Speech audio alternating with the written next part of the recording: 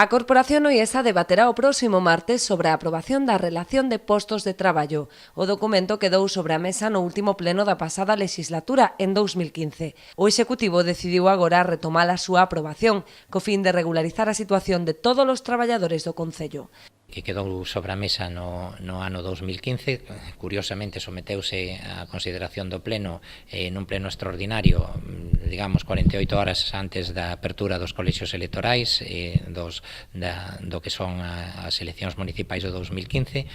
No seu momento integraban aquel goberno 10 concelleiros de 3 formacións políticas, do NOIA, do BNG e do Partido Socialista. Tiñan unha maioría suficiente para ter aprobado o documento, pero quedou sobre a mesa. Eu creo que a resposta que ten que dar o goberno calquera deles, e neste caso nós somos os que asumimos esa responsabilidade, é analizar ese documento e mellorar e regularizar a situación dos traballadores municipais.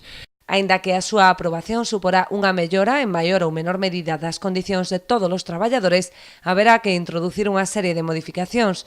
Con este fin, habilitouse unha partida orzamentaria de 12.000 euros adicionais para a elaboración dun documento complementario que permita corrixir aquelas situacións que puideron ter mudado ao longo destes 2 anos. A relación de postos de traballo trátase dun documento vivo que pode ir incorporando modificacións ou incorporacións ao longo do tempo.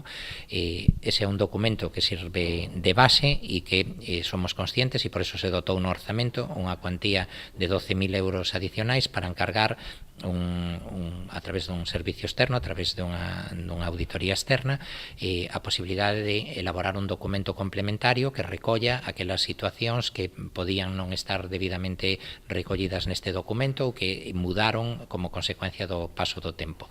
Entón, valórase a posibilidade de sometelo a pleno e a partir de aí veremos o posicionamento de cada un dos grupos.